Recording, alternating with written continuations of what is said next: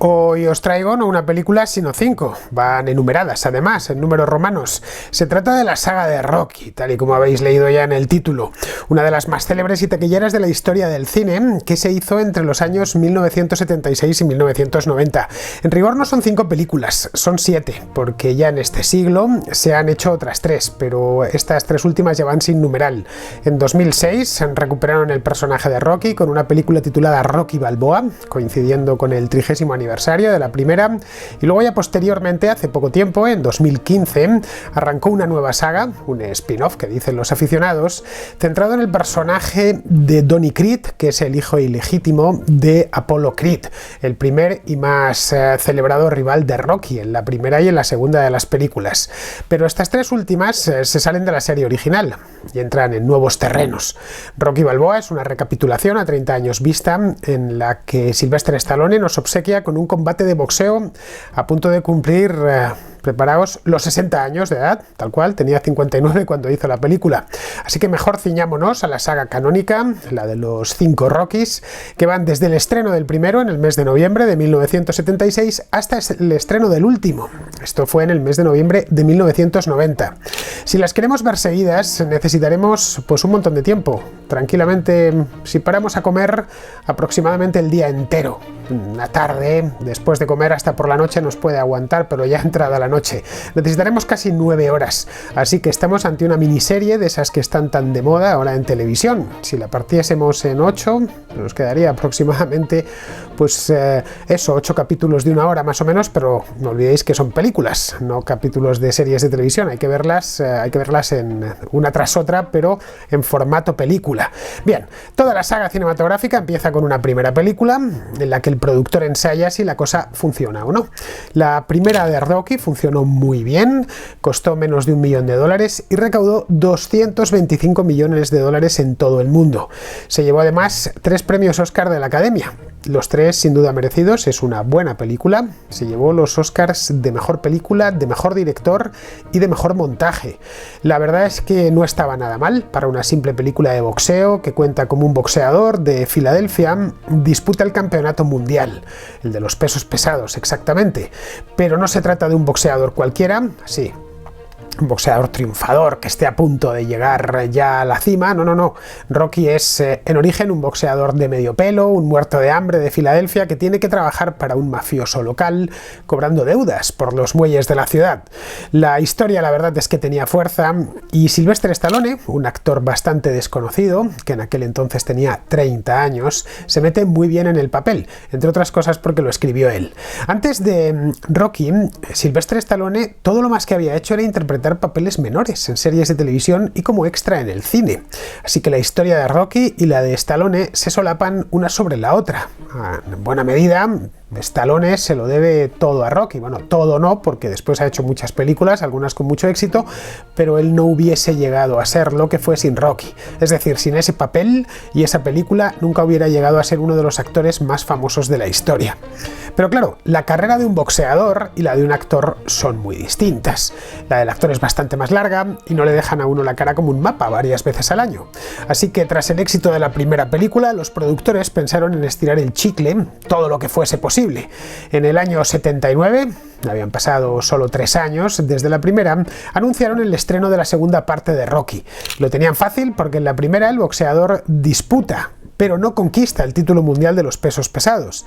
Así que Sylvester Stallone ya se había hecho famoso después de la primera película y ya había escrito el guión de la primera, como os decía antes, se sentó a escribir el guión de la segunda.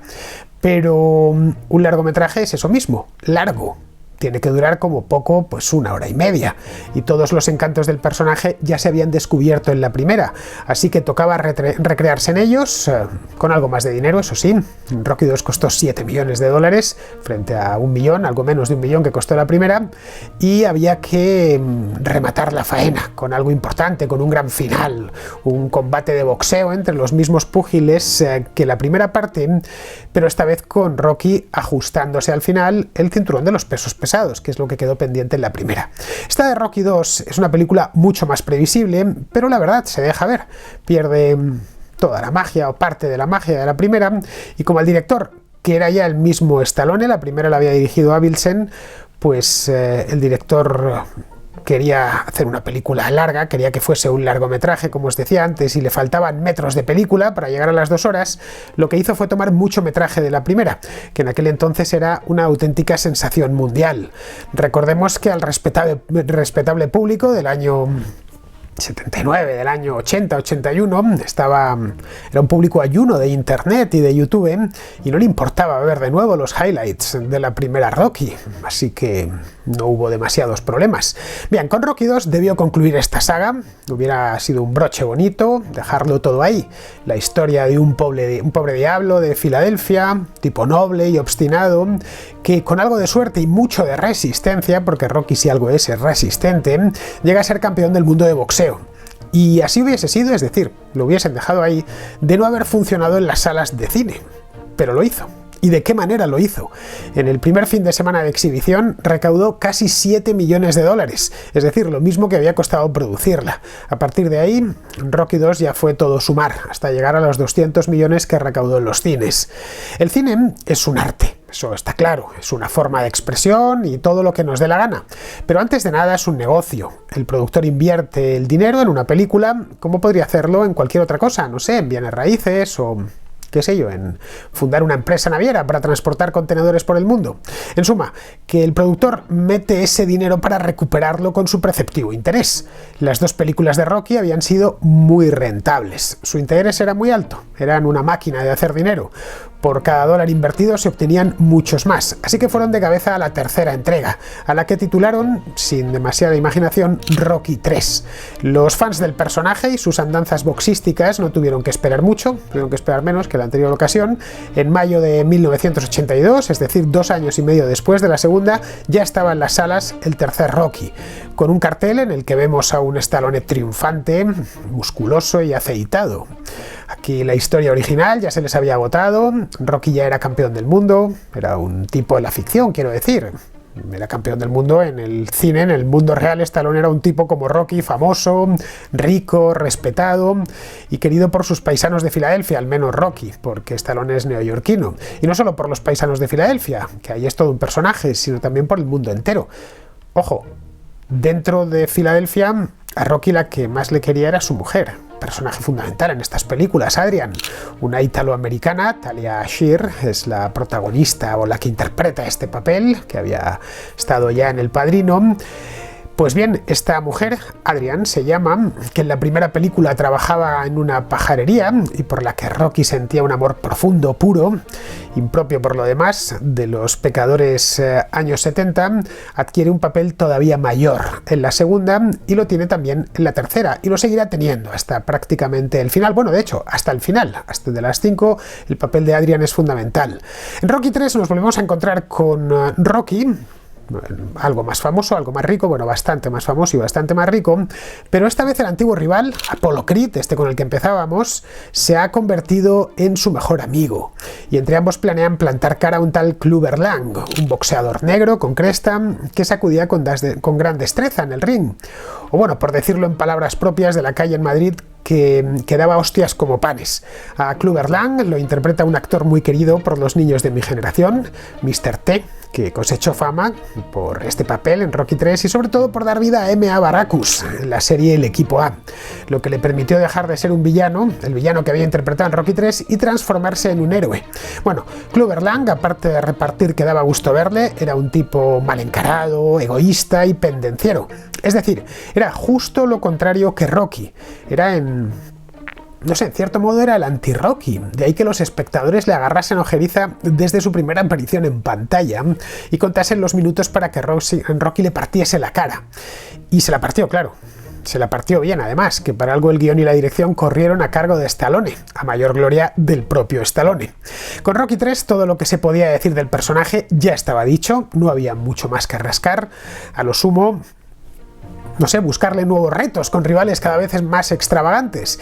Y eso es exactamente lo que sucedió. A pesar de que Rocky III es una película mediocre tirando a mala, fue un taquillazo, recaudó 270 millones de dólares y terminó de cimentar el mito de Rocky, con todos sus elementos, conocidos por cualquier aficionado al cine. La nobleza del boxeador de barrio bajo, el amor caballeresco, digno del mester de juglaría o algo así, que le profesa su adorable Adrian, de la que os hablaba hace un momento, Mickey, el manager pulgoso pero buena persona, que triunfa en el boxeo a través de él, el amigo rival con el que hace un gran equipo, la escalera de Rocky frente al Museo de Arte de Filadelfia.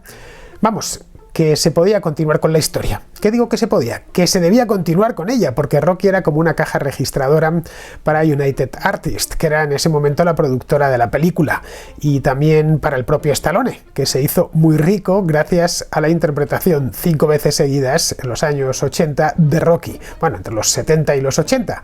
Y así fue como nació Rocky IV, una película que francamente es muy mala y que se estrenó en el mes de noviembre del año 1985. Las Rocky siempre se estrenaban a final de año, justo para la temporada de Navidad, y fue, a pesar de todo, la más taquillera de la saga. Para entender Rocky IV hay que entender antes el momento histórico en el que fue estrenada y escrita.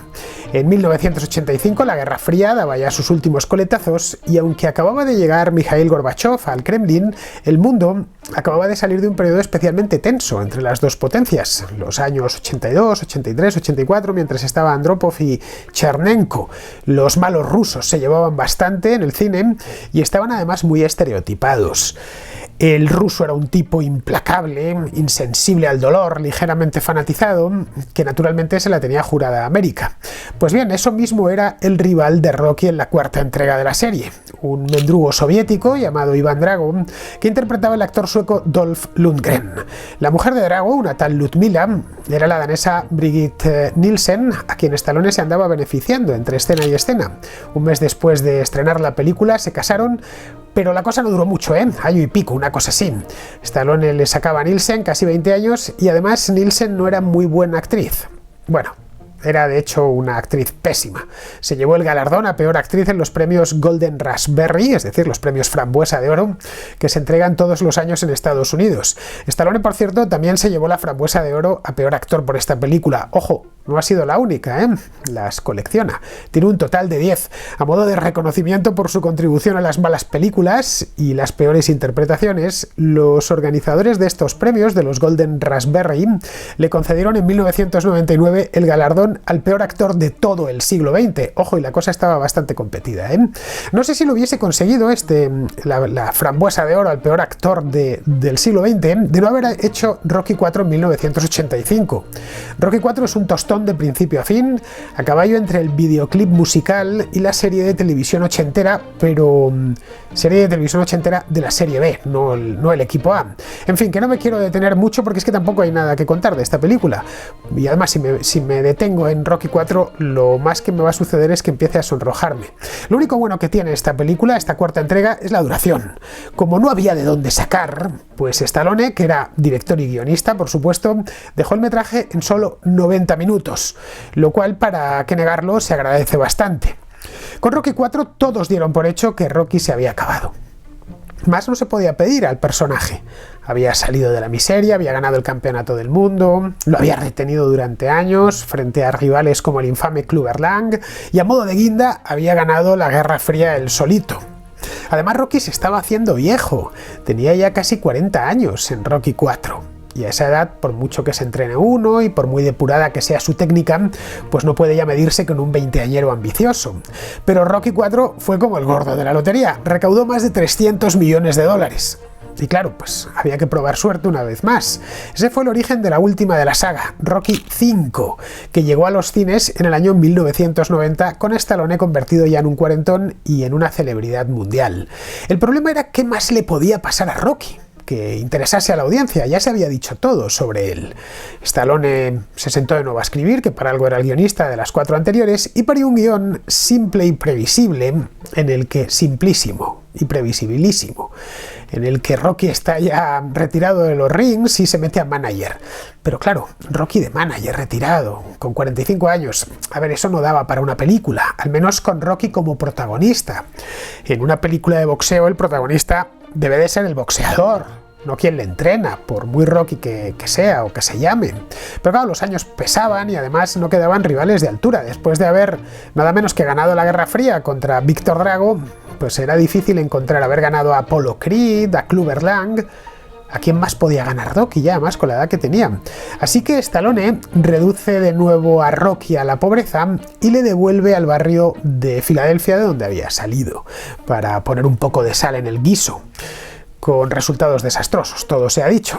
Esta vez no coló, la película no perdió dinero, pero ganó poco, mucho menos de lo habitual en la saga.